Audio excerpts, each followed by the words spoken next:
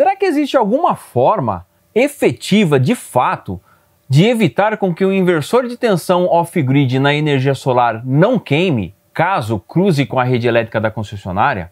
Qual é a maneira? Existe isso? E é exatamente este o tema de mais este episódio do Aqui no Responde, onde eu abordarei diversas dúvidas e dicas aqui da audiência, mas de fato vou falar para você uma única maneira que existe para que não queime o seu inversor. E você vai descobrir em mais este episódio do Aqui no Responde. Vem comigo! Estamos dando início em mais um episódio do Aqui no Responde, e este episódio vai ser completamente diferente dos últimos que você já acompanhou. Está chegando agora no canal, não sabe do que se trata? Tem um quadro muito bacana mesmo aqui no canal, chamado Aqui no Responde. É um quadro onde eu tiro dúvidas da audiência. E esse de hoje vai ser bem diferente por causa de dois vídeos que eu publiquei recentemente aqui no canal. O primeiro deles foi fazendo testes de curto-circuito com inversores distintos na bancada e ensinando a fazer um dispositivo de proteção que ajuda a proteger contra curto-circuito. E o último vídeo que foi publicado aqui também, referente a esse mesmo tema, é relacionado ao inversor de tensão off-grid enxergando a rede elétrica da concessionária. Será que queima com um fusível no meio do caminho? O fusível ajuda a proteger?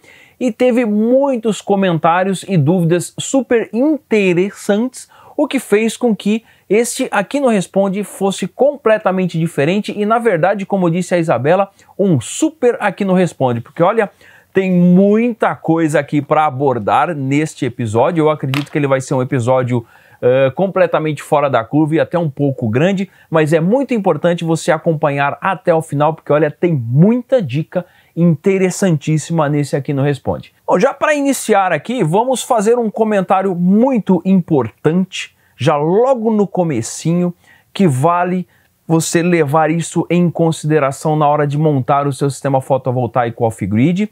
E isso foi algo que eu vi aqui na bancada e o nosso amigo Samuel Floresta, aqui do perfil SF Entretenimento, inclusive inscrito muito antigo aqui do canal, comentou o seguinte: se não fosse o fusível de proteção, o estrago ia ser muito grande. Não só teria queimado, mas alguns componentes iam explodir literalmente. O que ele quer dizer é o seguinte: para quem ainda não acompanhou o conteúdo, vai ficar na descrição do vídeo também, comentário destacado, o teste que eu fiz ontem ligando a saída do inversor off-grid na rede elétrica da concessionária com um fusível ação rápida no meio do caminho, um fusível ultra rápido. E de fato, Samuel, você está coberto de razão. E aqui é um alerta muito importante para a galera que tem sistema fotovoltaico off-grid. Por mais que o fusível não ajudou a evitar a queima do inversor, é de extrema importância esse fusível de ação rápida, porque se não fosse esse fusível, o estrago teria sido muito, mas muito maior. Em alguns casos nem daria para reparar o inversor, tá bom? Então vale a pena sim investir em fusível de ação ultra rápida no teu sistema fotovoltaico off-grid na saída AC do inversor. Então é muito importante você levar isso em consideração. Aqui já abre talvez aqui um parêntese, porque muitos vão perguntar, mas o disjuntor não faria o mesmo papel? E não faz o mesmo papel do fusível. Geralmente se coloca disjuntor curva C, e um disjuntor curva C terá a sua curva de atuação entre 7 e 10 vezes a corrente nominal, e bem mais lento do que um fusível ultra rápido. Mesmo um disjuntor de curva B não atuaria do mesmo jeito que um fusível ultra rápido atuou. Então é muito importante levar isso em consideração. Por isso que eu já comecei logo nesse Aqui no Responde falando sobre esse tema aqui, tá bom? Então vale você levar isso em consideração na hora de montar o teu sistema. Vai ter um custo um pouquinho maior com fusível ultra rápido, porta-fusível, mas vai ajudar a evitar um prejuízo maior mais adiante, beleza? E aí tem aqui também o José de Deus, que ele fez o seguinte comentário: não imaginava que o inversor queimaria. Por que inversores on-grids não queimam? E é muito simples, o inversor on-grid é um inversor de corrente constante.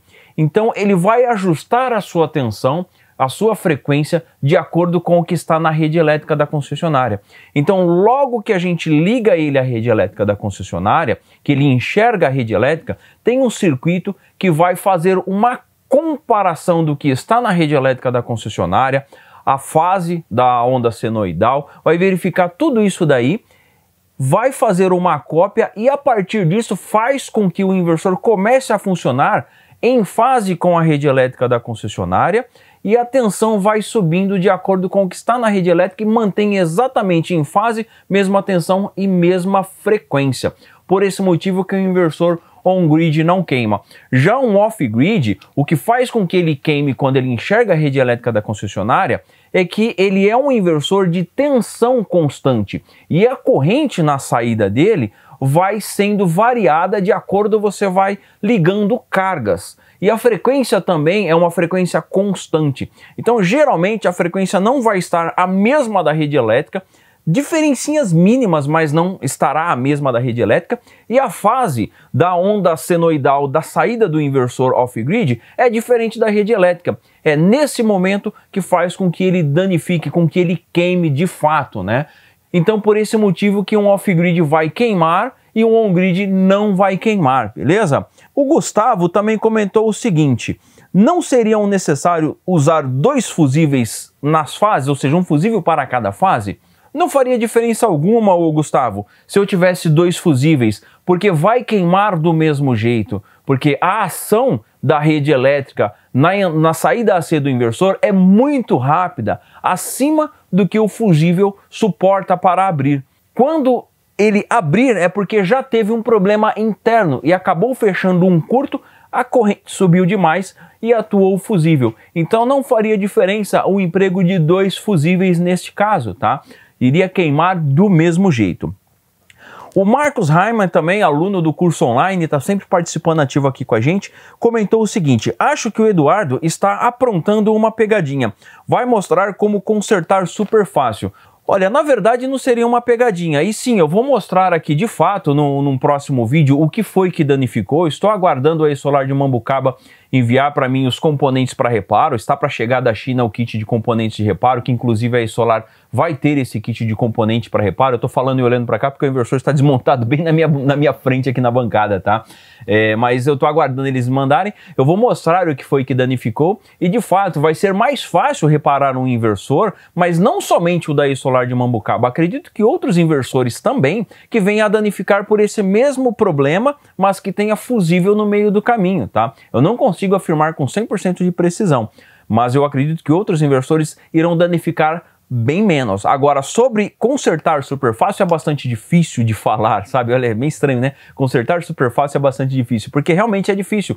Não é tão simples para reparar um inversor, primeiro porque a gente não encontra os componentes com facilidade da grande maioria dos inversores. O da Solar de Mambucaba vai ter aí os componentes para reparo, porque a Solar está se preocupando em importar esses componentes também para ter peças de reposição no mercado nacional do equipamento que eles estão vendendo. Mas nem sempre isso acontece com outras marcas, principalmente aqueles inversores que a gente importa diretamente da China.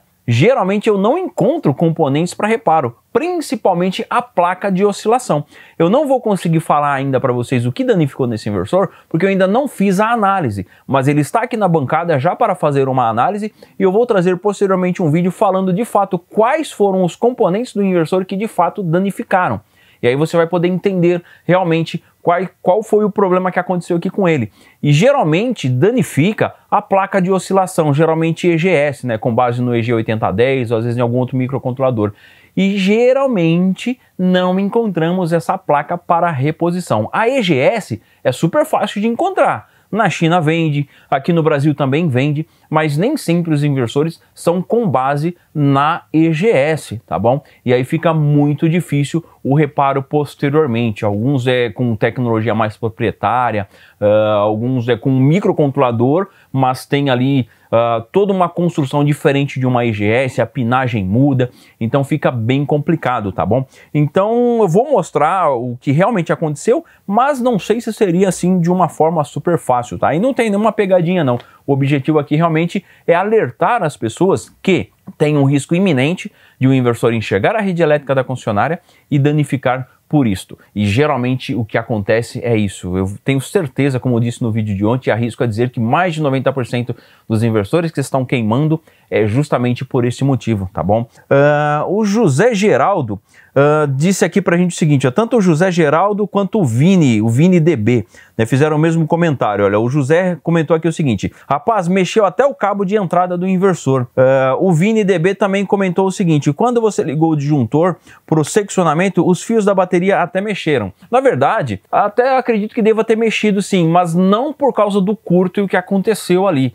E sim o fato de estar na mesma bancada, talvez eu tenha encostado na bancada, né, ter seccionado ali, mexido os cabos, acabou talvez mexendo alguma coisa no próprio inversor, mas não necessariamente que talvez essa impressão ou de fato se mexeu esses cabos foi devido ao curto que aconteceu interno no inversor, tá? Não chegou a este ponto de fazer com que as coisas mexessem. Eu vou acompanhar de novo o vídeo com mais calma para prestar atenção e tentar entender, mas eu tenho quase que certeza absoluta que foi isso. Talvez eu encostado na bancada, mexendo em alguma coisa ali, fez com que de fato mexesse esses cabos, tá bom?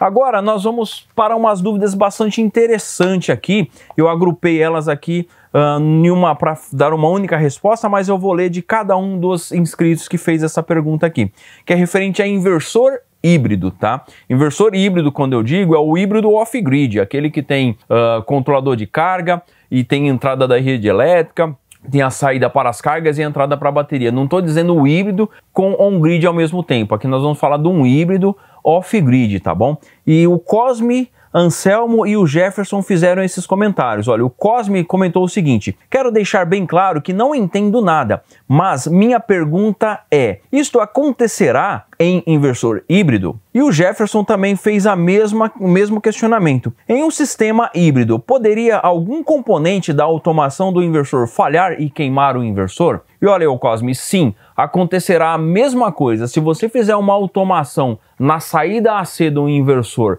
para determinar cargas que você vai ligar, no caso do inversor híbrido, e vier a falhar essa automação ou entrar a rede elétrica da concessionária na saída AC do inversor híbrido, ele vai queimar também, porque o inversor híbrido tem a mesma construção de um inversor convencional. A única diferença é que ele já tem um sistema de automação interno, onde ele faz a automação e comutação entre rede elétrica e a concessionária, e ele tem um controlador de carga embutido, a única diferença, e também tem um carregador de baterias que você pode auxiliar. No entanto, a saída AC é exatamente igual um inversor convencional. E aí, se você ligar a rede elétrica nesta saída AC, vai danificar, sim, pode ter certeza absoluta que vai queimar na hora, do mesmo jeitinho que aconteceu nesse teste que eu mostrei para vocês no vídeo em questão, que está gerando este episódio do Aqui no Responde. E o que o Jefferson comentou aqui também, o Jefferson, pode acontecer sim algum problema nos componentes internos, nos relés, gerar algum tipo de problema e vir a queimar a parte interna do inversor por causa disso, tá? Então é completamente passível de acontecer isso. As chances de acontecer são remotas? Sim, mas elas ainda existem. Nós estamos trabalhando com componentes eletrônicos, com componentes eletromecânicos, no caso de relés, no caso de contatores, e sempre vai haver uma pequena chance de acontecer falhas e danificar os componentes internos e fazer com que o seu inversor queime. Por mais remota que seja, sempre haverá esta chance, esse risco ele é iminente e infelizmente não tem como a gente fugir desse risco, tá bom? Agora, uma coisa muito interessante que eu vi o pessoal comentando aqui também, vou juntar aqui dois questionamentos que é relacionado ao mesmo conteúdo, que é diodos. Diodos para retificação na saída AC do inversor. O Gilfran comentou, pergunta, se usar diodo o inversor queima? O Júnior Soares comentou aqui o seguinte, fala Eduardo, bom demais esses testes com impactos, entre parênteses, prejuízos, né, que acontecem na vida real. Não sou profundo conhecedor de eletrônica, então me corrija se eu estiver falando besteira. Não poderia usar um diodo retificador de alta corrente para impedir a corrente em direção ao inversor? E aí o Matheus, que está sempre participando aqui, o Matheus Cardoso, já deu a resposta aqui para ele, né? Na verdade, fazendo alguns questionamentos também. Você vai retificar o seu inversor?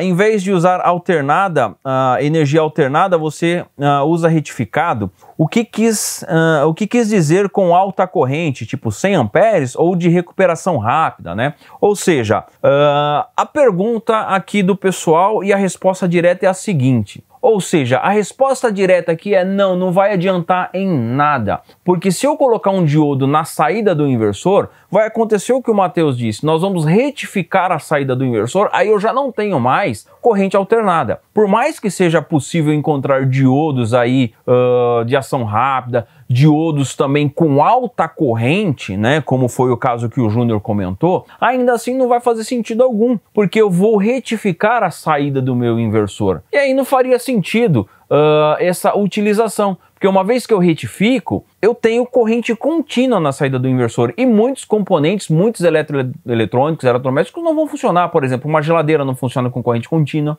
um ar-condicionado não funciona com corrente contínua, um micro-ondas não funciona com corrente contínua, uma máquina de lavar não funciona com corrente contínua, bomba d'água não funciona com corrente contínua. Então, não, um diodo não vai adiantar em nada, na verdade, vai te trazer mais problemas ainda. E mesmo que eu coloque um diodo, ele impede a corrente reversa de corrente contínua diretamente. Se eu fizer uma ponte de diodo para retificar a saída AC do inversor e deixar em corrente contínua, se eu ligar reversamente a rede elétrica, vai queimar essa ponte de diodo do mesmo jeito. Então não faz sentido algum colocar diodos na saída AC do inversor. Muito já foi perguntado aqui no canal sobre esse assunto, né? Se colocar diodo na saída AC do inversor não evitaria a queima quando enxergasse a rede elétrica, e a resposta é não evita. E não tem o que fazer nesse caso, tá bom? Agora um ponto bastante interessante aqui, que eu juntei aqui, são 4 questionamentos em um só, que é referente à automação e proteção, né? O Diógenes Menezes, o perfil ABVT também comentou assim, Daniel Santos Júnior e o Francis Mar Teixeiras. Vamos lá, o Diógenes Menezes.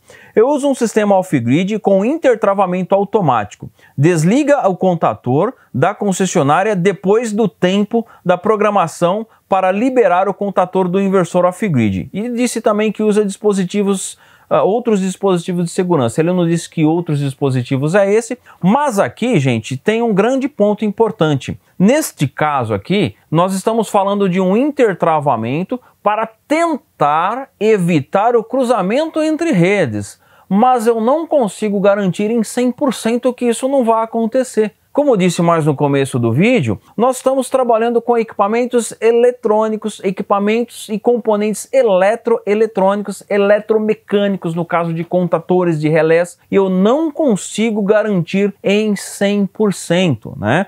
O ABVT também comenta aqui, ó, fiz uma rede só para o solar, a energia da concessionária só entra no contador de transferência automática que tem proteção contra curto no próprio contador. Não sei que contador é esse que você tem, que tem proteção contra curto. Mas uma coisa precisa deixar bem claro, proteção contra curto é uma coisa, que é o que eu mostrei em um vídeo aqui na bancada, fazendo curto-circuito na saída AC de vários inversores, inclusive ensinei gratuitamente fazer um dispositivo que protege contra curto. Agora, enxergar a rede elétrica, cruzar com a rede elétrica, entrando na rede elétrica de maneira reversa na saída AC do inversor, é completamente diferente de um curto-circuito. Por mais que vá gerar um curto interno no inversor, mas esse curto só vai acontecer quando danificar os componentes, como foi o caso. Aí o fusível atua. Então são coisas completamente diferentes e a gente não pode misturar, que até o Sérgio comenta aqui, ó, cuidado, pois diante da experiência do Eduardo, essa proteção não protegerá seu inversor, não dá tempo. De fato, curto-circuito é uma coisa e o inversor enxergar a rede elétrica da concessionária é outra completamente diferente. E entra logo na questão aqui também do Diógenes. O intertravamento, o sistema de transferência com contadores, né? A rede elétrica só entra no contador, mas só o fato dela entrar no contador específico, você já corre o risco de cruzar com a rede elétrica da concessionária. E aqui é muito importante ressaltar para você que chegou até esse ponto que o meu objetivo não é desencorajar você a não fazer automação, a não montar um sistema desse jeito. Não, muito pelo contrário, o meu objetivo é alertar que corre riscos, sim, e esses riscos são iminentes e você precisa entender de fato cada um desses riscos para tomar a sua decisão. O Daniel Santos, ele comenta também, e parabeniza aqui pelas explicações, agradeço aí, Daniel. Vi nos comentários erros sobre automação por contador atuar de forma errada.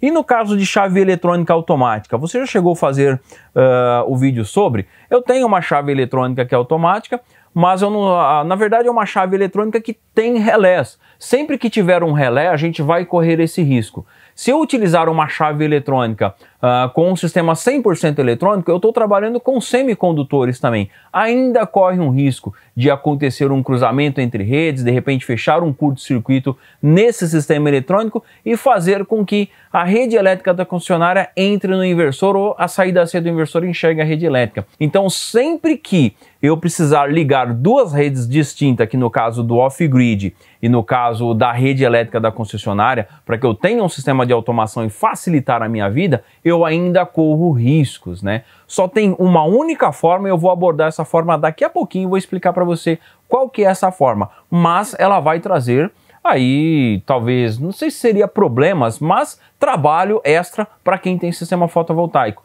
Mas no geral, qualquer tipo de dispositivo que faça uma automação, a gente corre esse tipo de risco, tá bom?